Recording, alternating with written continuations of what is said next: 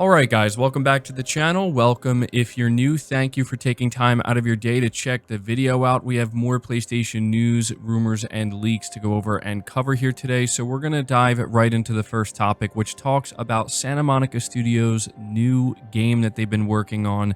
It seems that we have a direct tease from Cory Barlog himself about this game, and it doesn't reveal anything major, of course. We're not going to see a major reveal for probably a little while, but it got fans excited nonetheless. If we head over to Cory Barlog's X account, he says, seeing some early things coming together on this thing I am working on right now, and goddamn, the people I get to work with at Sony Santa Monica are just effing beyond brilliant. Video games are cool. And so he knew what he was doing here. He's obviously expressing excitement. He obviously saw something come together with this game that, you know, made him feel good enough to come out and say this. I don't know that this means the game is going to be revealed soon. It's hard to say, but what I will tell you is what's interesting about this is some people are speculating that the way he's talking about it, that he's, you know, starting to see some early things coming together.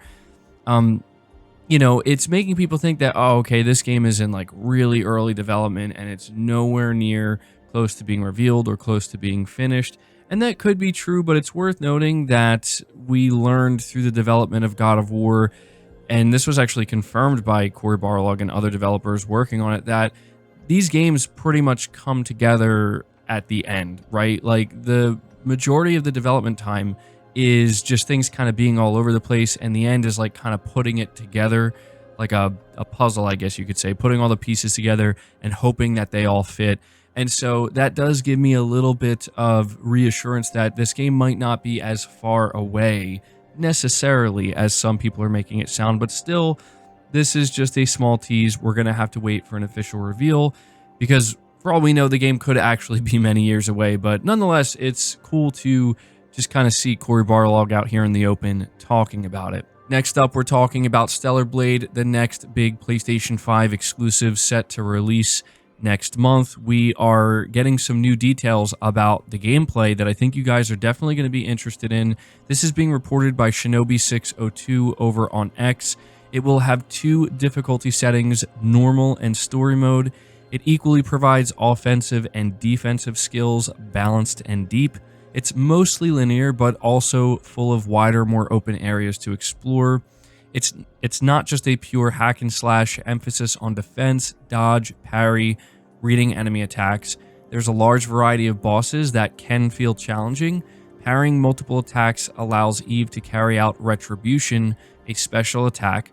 There's multiple dodge skills, blink and riposte to dodge specific types of attacks. Beta skills, unique skills that accumulate that can cancel an enemy's attack if timed right. Ranged weapons include a special gun Eve acquires. Camps act sort of like bonfires in Souls games, can unlock shortcuts throughout levels, but also areas for Eve to rest with different character cutscenes, flashbacks, etc. There are simple puzzles and platforming, swimming underwater, finding chests, etc. And so, obviously, this is a brief kind of condensed rundown of the things we're learning, but I think Shinobi602 did a great job here. You know, just kind of conveying like many different aspects of this gameplay. And one of the other things I want to note here is that according to people who have been able to play the game and, you know, kind of preview it, they're saying the game is actually more difficult than you might think. And that is just something I think is worth mentioning here because it does seem like this is another one of these games that's heavily inspired by many other popular titles and kind of taking the best of those games and putting it into one package here. And so based off of what we're hearing from this breakdown of these new gameplay details, it sounds really good. I've been saying for a while now that the gameplay of Stellar Blade looks incredible. Obviously, there's a lot of different conversations happening around Stellar Blade, which is understandable, but every time I see gameplay, I'm like, wow, this actually looks pretty incredible. I can't wait to play it. Moving on to the next topic, we have more information on the PlayStation 5 Pro and how apparently some developers are seeing this as a unnecessary upgrade, which is certainly interesting because I feel like last week we got a very good idea of how the public feels about the PlayStation 5 Pro, but now we're getting a little bit of insight into how developers may actually feel about it. This is being reported by PlayStation Lifestyle. At the annual Game Developers Conference, or GDC 2024, a number of developers weighed in on the PS5 versus PS5 Pro debate, with many allegedly questioning the need for upgraded hardware at this time. GamesIndustry.biz journalist Christopher Dring spoke to participants at this year's event and claimed that a large number of them don't understand the point of a PS5 Pro. Dring said in a games industry podcast that quite a few developers feel like they have yet to make the most out of the PS5, let alone take advantage of the PS5 Pro. Some companies have expressed skepticism about the new hardware making any meaningful contribution to the existing console market.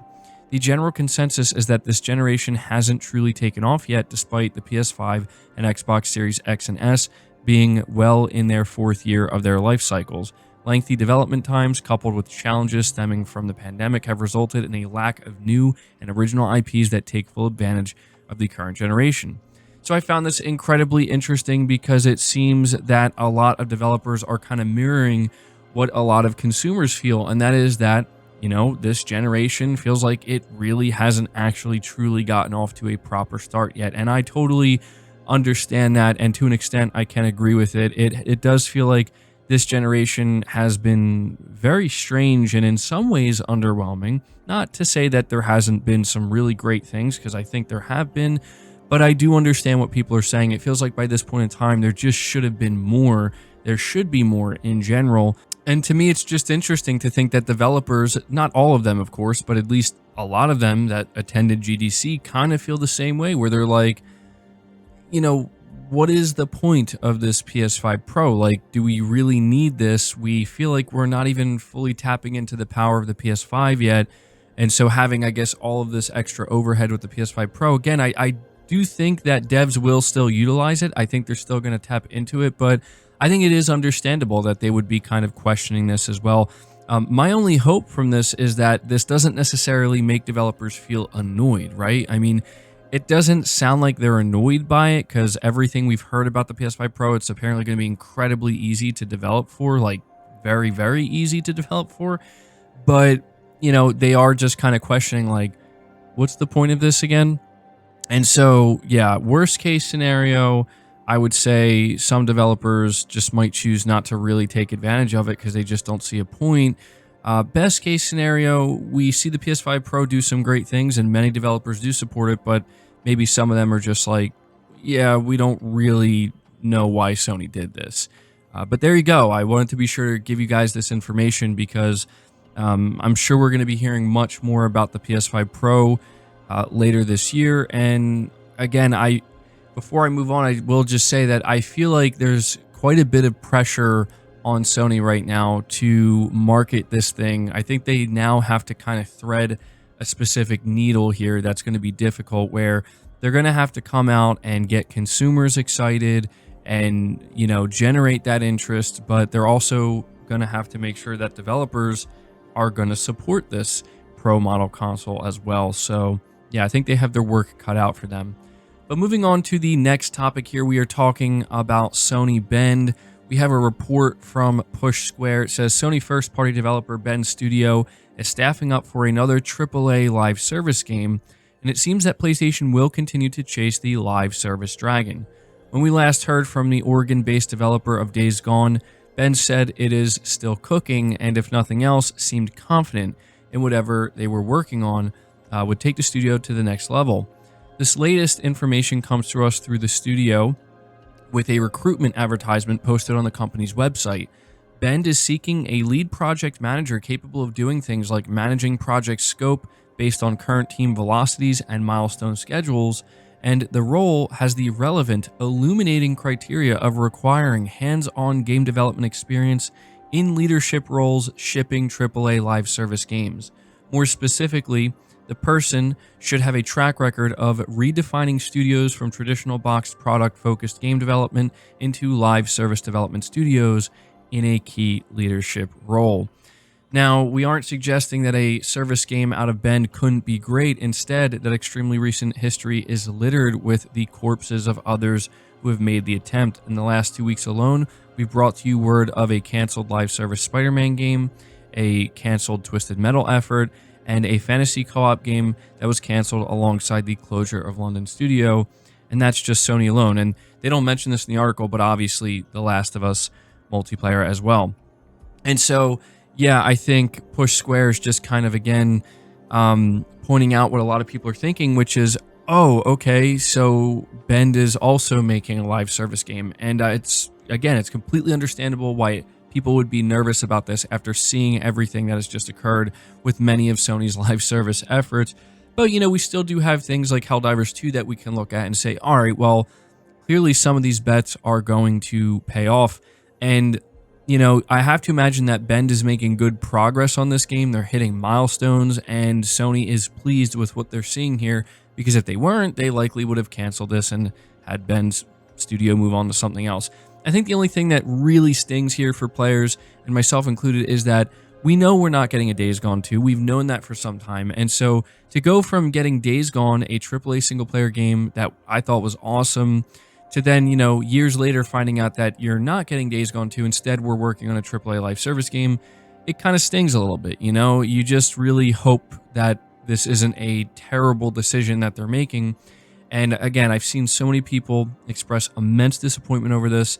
I'm going to stay in the middle. I'm a little bit less enthusiastic about this, knowing it's a live service game, but at the same time, Bend is a talented studio, and I want to give them the benefit of the doubt, and I'm going to wait until we see this game before I jump to any conclusions, because for all we know, even though it is going to be a service game, it could be something incredible that, we're super excited about when we see it and when we play it. But that's the latest on Bend Studio. We're going to move on to the final topic of the video. This is again coming from Push Square, and it says here, Xbox will apparently release the majority of its tentpole first-party titles on PS5 in the future as its multi-format strategy gathers pace. Earlier in the year, the Redmond firm broadcast a strategic business meeting where it announced 4 console-exclusive titles would launch on Sony's format. While it stopped short of confirming other rumored releases, it insinuated that this was simply the start of a new philosophy from the firm. And according to GamesIndustry.biz's well-connected Christopher Dring, there's much more to come. From what I understand, the majority of Xbox first-party games will be coming to PS5 at some point, assuming it progresses as Xbox believes it's likely to. This is what he said on his recent podcast. I think Xbox is in real trouble as a hardware manufacturer, and that was the thing that came out of GDC for me. In the wake of flatlining hardware sales in Europe, Dring explained that some publishers are pondering whether to even continue supporting the Xbox console. You can follow our monthly coverage in the game market, and you can see that Xbox sales are falling, and it's been falling all throughout last year, and it's falling even harder this year, he noted. The phrase one major company who released a big game last year said was, quote, "I don't know why we bothered supporting it," end quote. Dring quoted another high-level executive who noted a lot of work goes into creating multiple versions of Xbox games, so they scale across both the Xbox Series X and the Xbox Series S hardware profiles. He explained, you've got third-party publishers going, we're putting in a lot of effort trying to create a Series S version and an X version of a game, when, to be honest with you, for us, the market is PC and PS5. And so, yeah, this is some pretty interesting insight we're learning from Christopher Dring. We learned apparently how some or a lot of developers are feeling at GDC about the PS5 Pro, but apparently we're also learning from Christopher Dring that based off of what he's hearing from his sources, the majority of Xbox games will be making their way to PS5, but he's also pointing out some really telling stuff about how the Xbox console is really beginning to flatline in like Europe, and it's just causing a lot of problems for Microsoft. And to me, the most telling thing here is apparently how some developers and some publishers are basically saying, we don't even know why we bothered supporting it, and we don't know why we're going out of our way to put this extra effort in making a Series S and X version for a platform where our games likely aren't going to sell that well. This is extremely concerning stuff for Microsoft, and it very much explains why they are making this pivot so abruptly into third-party publishing. I know, again, it's just 4 games, but I think it's safe to say at this point, especially when you see how well some of these games are pre-ordering on the PS5 store, you know, it's safe to say that it's going to be more than 4 games. And if this is really how third-party publishers, or at least some of them, are beginning to feel, that's going to put way more pressure onto Microsoft to actually expedite this process significantly. So yeah, that is the latest report I have for you guys when it comes to the situation with Xbox and them bringing more games to PS5. But that does it for this video, guys. If you did enjoy it, be sure to leave it a like, subscribe to the channel if you're new, hit the bell notification icon, and feel free to share this video out on top of all that. But until next time, guys, take care.